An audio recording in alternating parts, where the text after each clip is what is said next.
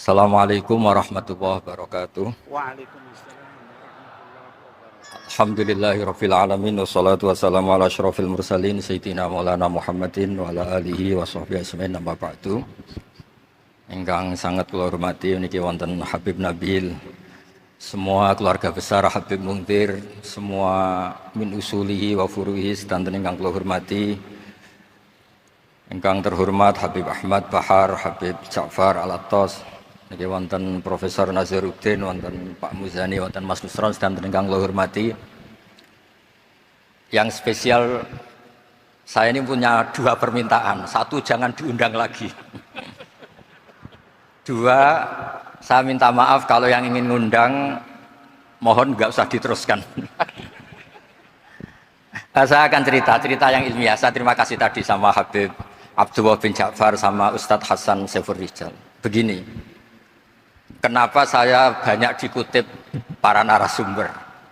Karena saya ini jenis kiai yang otoritatif. Jadi saya ini karena nggak menteri, sehingga kalau belajar itu serius sekali.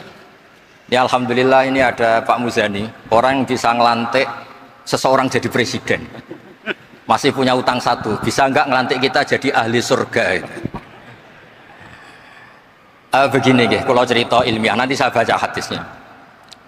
Ada kelebihan kita jadi manusia itu justru karena ketidaktahuan kita. Kita tentu hingga detik ini tidak melihat surga langsung, tidak melihat neraka langsung, apalagi melihat Allah Subhanahu wa Ta'ala. Tapi selalu ada teori, dan ini dibenarkan oleh semua ulama karena ini nas itu mansus. Dan itu diantara kelebihan Rasulullah SAW adalah diutus kafatal linnas, untuk semua orang. Sehingga ada orang ditanya, dengan apa kamu tahu kalau Tuhan itu satu? Orang ini dengan enteng menjawab, innal isnaini, angka 2, 3, 4 dan seterusnya, nisbatu dzalika ilal wahid nisbatul far'i ilal asli. Jadi segampang itu nerangkan ayat qul huwallahu ahad, Allah itu satu. Karena angka itu 2, 3 sampai 1 miliar 1 triliun, nisbatu dzalika ilal wahid nisbatul far'i ilal asli. Semua itu asal usulnya satu. Begitu juga begitu gampangnya Syekh Nawawi Al-Bantani menerangkan kenapa bismillah itu dimulai ba. Huruf hijaiyah kan alif, tapi kalau bismillah dimulai dari satu ba. Ba itu ada titik satu. Anda gambar kambing, gambar apa saja, gambar Anda entah baik entah jelek, itu tetap dimulai satu titik.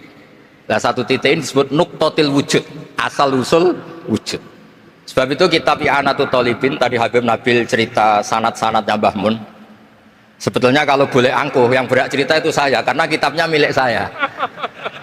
Tapi beliau tak kasih terus cerita, ya alhamdulillah. Ada penyambungnya. Nanti tak kasih lagi beliau. Ya memang yang paling berat beliau karena turunannya itu. Tapi kitabnya dari saya, jadi ya satu-satu.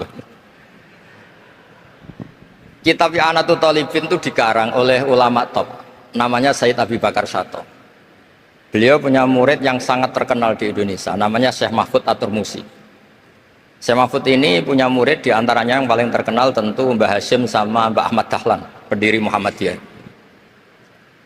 Jadi kemudian kitab I'anah ini populer sekali untuk menerangkan fikih-fikih di Indonesia.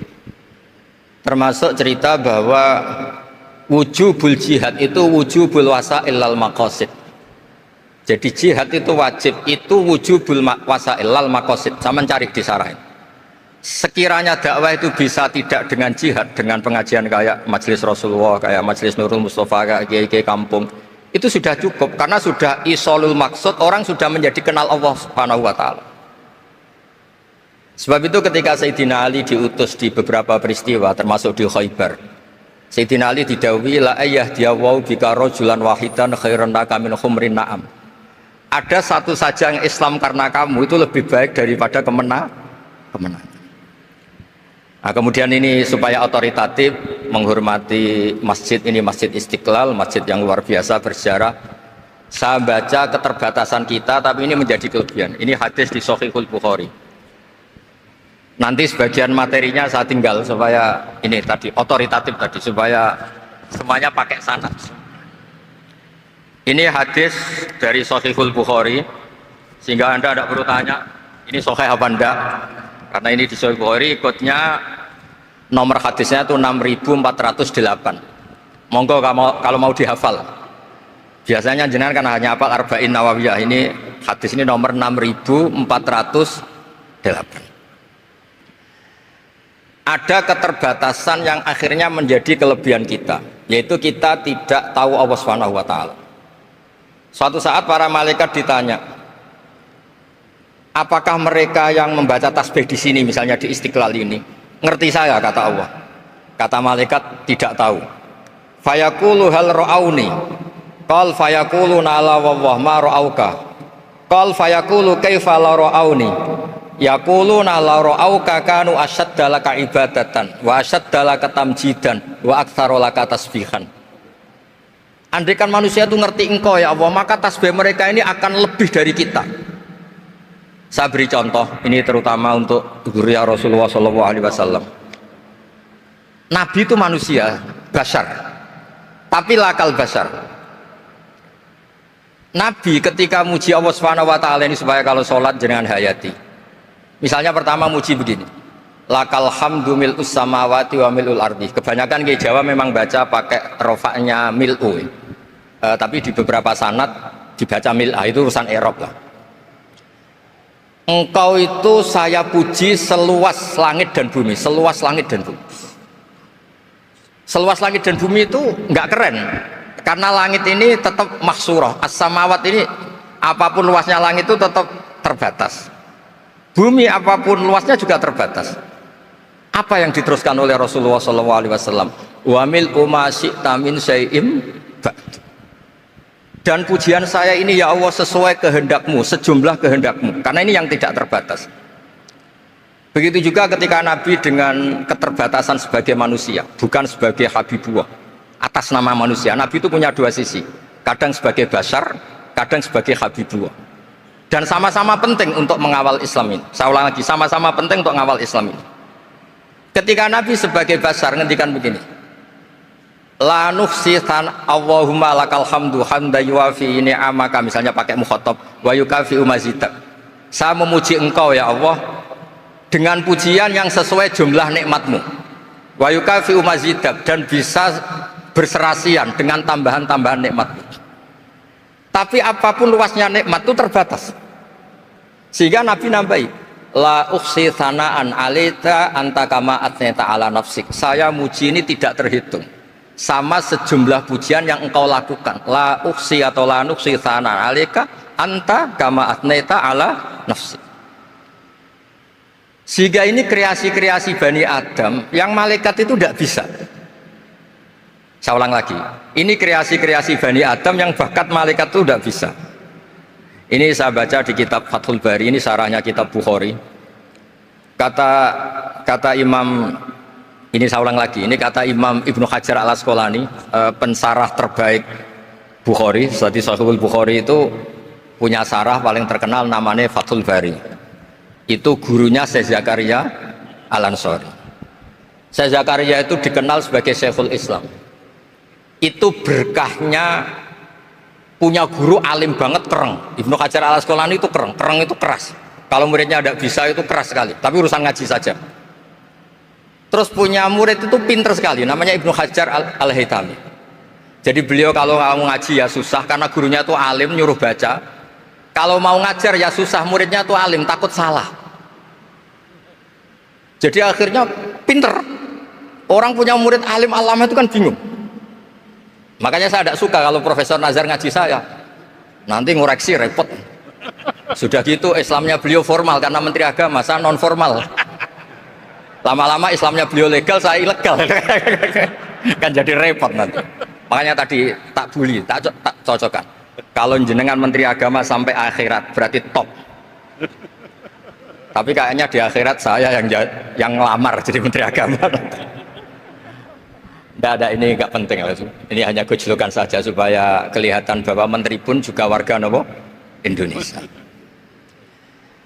Begini kata Ibnu Hajar al Asqalani, ini saya baca ya supaya penghormatan saya sama Habib Umar Hafid. Saya ini baca kitab beliau khatam serius, namanya Taujihun Nabi li Mardhati Bari, yang ditulis oleh Ustadz Fahmi bin Ali bin Ubaidun. Saya baca banyak, termasuk ketika beliau punya manhaj yang tidak populer, kata beliau fala buddha antuwattina nafsaka ala annana khudamatu hadal kaun. Kamu harus yakin bahwa tugas kiai, tugas ulama itu khudamatu hadal kaun, mengkhidmati semua alam raya ini. Dan jangan pernah putus asa, misalnya melihat non muslim terus kamu putus asa, ini non muslim enggak, bisa saja suatu saat rubbama aslama fakhsuna islamu, bisa saja dia Islam fakhsuna Islam. Nah, ini wirasah nabawiyah, karena dulu Nabi ketika dari kampung Abdi Yalil dan disakiti, malaikat Jibal itu usul supaya kampung itu dihabisi, kata Nabi apa? La bal arju ayukhrijawah min aslabihim ma ya'buduwaha wa la yusyriku bihi syai'an. Bisa saja bapaknya masih kafir, anaknya Islam, cucu-cucunya apa? Islam. Kayak apa Nabi itu? Rojaknya Masya Allah. Nah kemudian ini kembali ke tasbih tadi. Kata Ibnu Hajar al Asqalani, yukhadu min hadal hadis anna dzikral hasil min bani adam a'la wa asyrafu min adzikri al hasil min al malaikah li husuli dzikril adamin ma'a kasratis syawaghil wa wujudis sawarif wa sudurihi fi alamil ghaibi bi khilafil malaikati fi dzalika kulli. Jadi kita ini enggak melihat Allah langsung, enggak melihat surga langsung, enggak melihat neraka langsung, tapi cara kita zikir wis nak wis di neraka yo nangis tenan, padahal yo ora mesti mlebu neraka, lha nangis tenanan. Kayak apa iman kita? Nah, iman seperti ini sesuai kriteria awal sing dikersana Allah, alladzina yu'minuna bil ghaib. Maka andekan saya ini kok dikasih mukasyafah sama Allah untuk melihat surga, saya milih enggak melihat supaya ngikuti yang tetap ghaib. Nanti kalau saya melihat langsung kemudian iman, kata Allah, akeh tunggali aku iman mau melihat itu.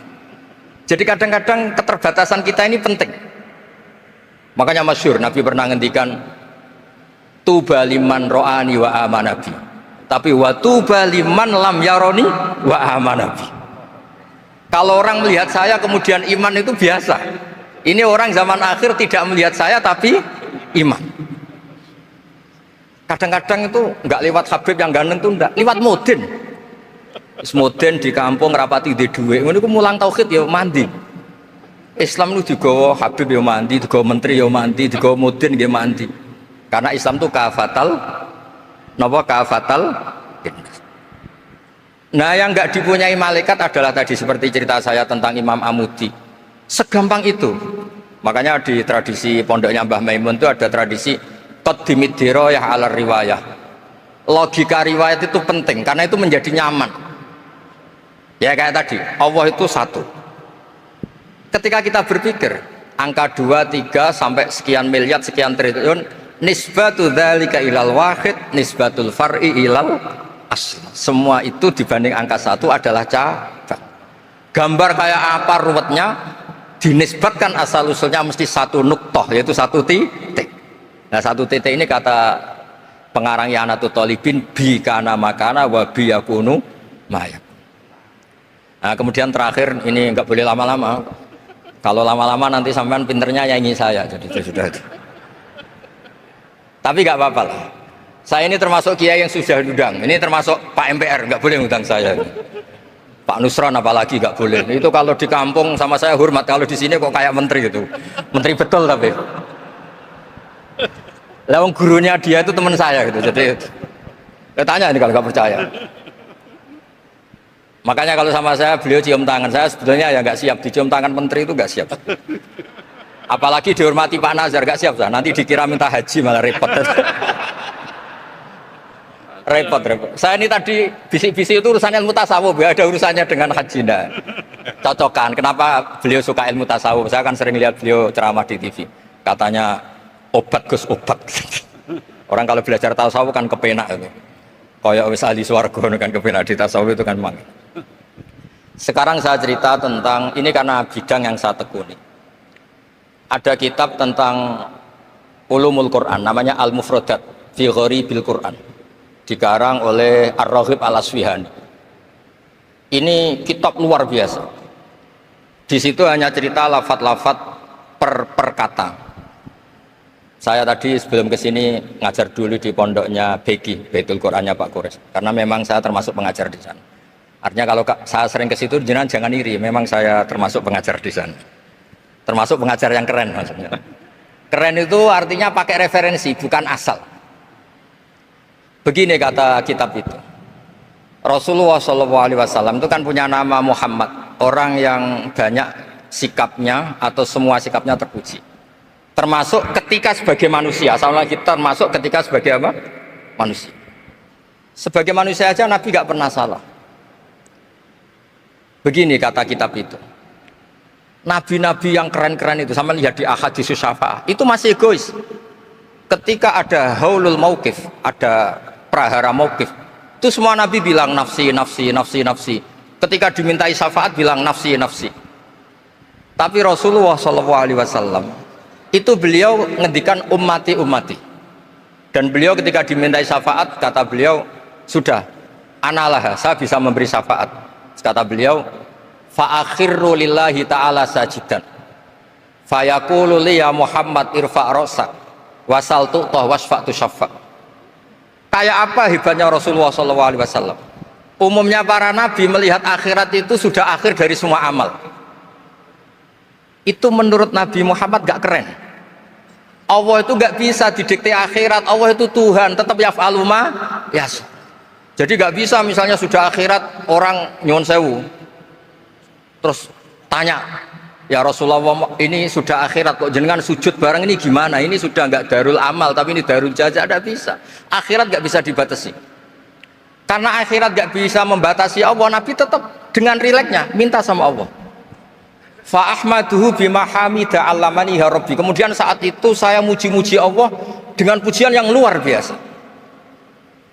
Terus kata kitab itu, fa Muhammadun Ahmadu min wairihi. Makanya beliau punya nama Ahmad. Ahmad itu afal tafdil, bukan fi'il mudhari' waqi' mutakallim. Ini pernah madrasah dulu di Kutsian. Tamat terus. Beliau kalau di rumah hormatnya tidak kayak tadi, lebih dari itu. Tadi di sini pejabat terus. Sembrono ya di sini itu kira-kira. Ya tapi nggak apa-apa itu. Tadi sudah dipuji, akhlaknya baik, apa-apa baik, alhamdulillah. Fa Muhammadun Ahmadu min ghairihi. Ketika para nabi gak bisa muji Allah di mahsyar, bahkan mereka itu nyuwun sewu egois, hanya mikir diri sendiri, nafsi-nafsi. Rasulullah Muhammad ini punya nyali untuk muji Allah dan tetap mengajukan permohonan apa? Syafaat. Makanya disebut fa Muhammadun Ahmadu min ghairihi. Sampeyan lihat di Bukhari, di Muslim. Fa Ahmadu fi mahamida 'allamaniha Rabbi. Tetap muji-muji Allah. Bukti bahwa teori saya benar dan otoritatif adalah yang nggak bisa hilang di surga itu juga wiridan. Ketika kita masuk surga, apa kita kegiatannya? Da'wahum fiha subhanakallahumma wa tahiyyatuhum fiha salam wa akhiru da'wahum alhamdulillahi rabbil alamin. Nah, kemudian ini juga yang terus kemudian dinyatakan al-baqiyatus sholihat.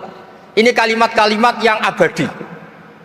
Karena apa? Di dunia ya kita bilang subhanallah alhamdulillah, di akhirat dia bilang subhanallah. Kayak apa kerennya kita sebagai Bani Adam? Nah, makanya disebut alladzina yu'minuna bil ghaibi. Wong tidak melihat Allah, tidak melihat surga, tidak melihat neraka, tapi iman kita ini kayak iman sing musyahadah. Iman sing hakul yakin, ainul yakin. Kenapa demikian? Ya karena tadi kita diajari terus menerus oleh Rasulullah SAW. Yang terakhir saya cerita mukjizat. Ini juga terkait dengan betapa mudahnya hadat din ini di logika, dicerna. Kata Rasulullah SAW, sabda Nabi di hadis, salang lagi ini hadis sahih di bab awal Fadailul Quran di Sahihul Bukhari. Dicek kalau gak percaya dicek. Ma minal anbiya'i nabiyyun illa u'tiya minal ayati ma misluhu amana alaihil bashar. Wa innama kana alladzi utitu wahyan auhahu wa ilayya fa arju an akuna aktsarahum tabi'an yaumal qiyamah.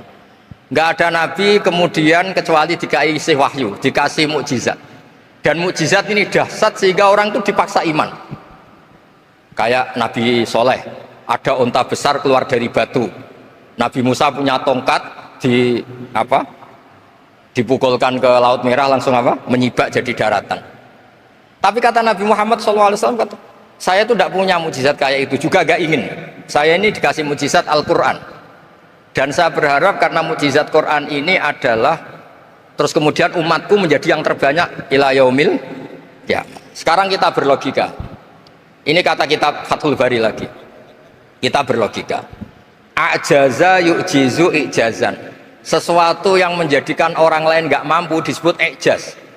Kemudian karena ayat menjadi mukjizat. Sesuatu yang kita sepakat tidak mampu. Nah kalau itu masalahnya, tongkat dipukulkan laut kemudian menjadi kering, kita mampu enggak? Enggak kan? Tapi pertanyaannya, Anda bikin nyamuk mampu enggak? Enggak kan? Anda bikin sapi, bikin unta mampu enggak? Enggak kan? Makanya Nabi Muhammad SAW cukup, sudahlah kamu itu manusia, bahkan sekedar menciptakan lalat itu udah bisa. Inna wahala yastahi ayyadriba masalam ma'ba'udatan fama fawqaha. Kemudian mukjizat ini sama Nabi dicontohkan hal-hal yang keseharian kita. Wa min ayatihil lailu wan naharu wasyamsu wal qamar. Sekarang peristiwa laut dibelah Nabi Musa dengan matahari yang nggak pernah turun mesin, itu keren mana coba? Keren matahari yang nggak pernah turun. Terus kata Ibnu Hajar al Asqalani, li'annal mu'jizat al-madiyah kanat khisyatan tusyahadu bil absor. Kana qati soleh wa asa Musa. Wa mu'jizatul Qur'an tusyahadu bil basirah. Fakana man yattabi'uhu atau yatba'uhu li ajliha aksar. Fa innal ladzi yusyahadu bil absar yang qaridu binqiradi musyahidihi. Wal ladzi yusyahadu bil basirah bakin. Ya saya ulang lagi, bakin. Ya, bakin terus disaksikan orang sing ja'a badal awali mustamirra. Begini logikanya. Mukjizat kayak nakoti Soleh atau Asa Musa yang terkenal. Saya andaikan jadi umatnya Nabi Musa terus dikasih tongkat itu, terus bisa apa coba? Ketika kita punya utang disuruh nyaur ya nggak bisa dipakai jaminan kan. Sudah gitu orang tanya ini asli apa enggak? Kalau asli buktikan, kan ya repot. Tapi kalau kita jadi umatnya Rasulullah SAW ditunggoni Quran, punya banyak masalah resepnya sabar. Kalau nggak bisa sabar ya nyari kiai-kiai tukang ijazah anak menodongannya mandi. Karena orang mensifati Allah itu macam-macam. Makanya saya pastikan nggak ada agama yang mengajarkan rasional kayak agama apa? Islam. Makanya liqaumi yaqilun liqaumi yatafakkar. Coba misalnya nyamuk. Kamu bikin nyamuk tidak bisa kan? Nyamuk punya organ tubuh kecil, organ tubuhnya punya urat. Kamu mikirnya kayak apa? Sekedar bikin patungnya saja tidak bisa, apalagi bikin nyamuk. Jadi untuk mengakui kudronya Allah yang tidak terbatas dan kita lemah, itu udah usah nunggu peristiwa kayak terbelahnya laut. Cukup wa ma min dabbatin fil ardi wala ta'ir yatiru bi janahihi illa umamun amsalukum inna fi khalqis samawati wal ardi wakhtilafil laili wan nahar, seterusnya la ayatil liqaumi yaqil. Nah, gara-gara pola yang diajarkan Nabi itu ila yaumil qiyamah orang tetap Islam karena nyaman dengan kepastian mukjizat ini baqiyah ila yaumil qiyamah. Itu kayak apa baiknya Nabi? Makanya saya suka tadi burda yang dibaca. Ada ulama kayak Muhammad bin Said Al-Busiri yang ngarang burda. Itu kalau berpikir itu sederhana. Ngeten lho Gusti, malah nerangno pangeran. Lama da'awa da'ina li ta'ati bi akramir rusli kuna akramal umami. Ngeten lho Gusti, karena Rasul Muhammad itu terbaik, ya logikanya umatnya juga terbaik. Jadi lama da'awa da'ina li ta'atihi bi akramir rusli mesti kuna akramal umami. Jadi burda ini saking manjanya sama Allah sampai bilang gini. Wala yadhiqa Rasulullah jahuka biidal karimu tajalla bismimun takim. Ya Allah, engkau telah menamai Nabi engkau itu Raufur Rahim, yang penuh kasih sayang, yang sohibus syafaat. Maka ketika engkau ingin nyiksa kami dengan alasan engkau ini al-muntakim, dat yang bisa nyiksa orang maksiat, jenengan harus ingat ya Allah bahwa Nabi kita itu Nabi yang engkau gelari Raufur Rahim. Ya kalau gitu jangan jadi nyiksa. Terus gunanya apa digelari Raufur Rahim reso nyafaati gitu. Itu jenenge wala yadhiqa Rasulullah jahuka bi idal karimu tajalla bismimun. Terus fa inna min judika dunya wa darrataha wa min ulumika ilmal lawhi wal qalam. Dan itu juga yang dibuktikan Rasulullah SAW. Sampai beliau ngendikan likulli nabiyyin da'watun mustajabah wa akhtabi da'wati syafaatan ummati yaumal kiamah. Semua nabi itu punya doa yang mustajab dan semuanya sudah dipakai di dunia. Tapi saya menyimpan jatah itu supaya saya tetap punya hak syafaat fi yaumil kiamah. Terus ini bukti-bukti bahwa ilmu yang selama ini diajarkan para habaib, para kiai itu otoritatif. Saya hanya bantu jenengan memastikan kalau hadis itu sahih dimaknai oleh ulama-ulama yang kredibel. Ya, perjanjian terakhir tadi. Saya ini termasuk kiai yang sergap tanya Mas Nusron. Pak Muzani juga pernah ke rumah saya. Meja saya itu isinya ya kitab. Habib Nabil pernah ke kamar isinya kitab. Jadi kalau jenengan ngundang saya itu berhadap-hadapan sama hukumnya Allah, yaitu ganggu orang belajar gitu aja. Assalamualaikum warahmatullahi wabarakatuh.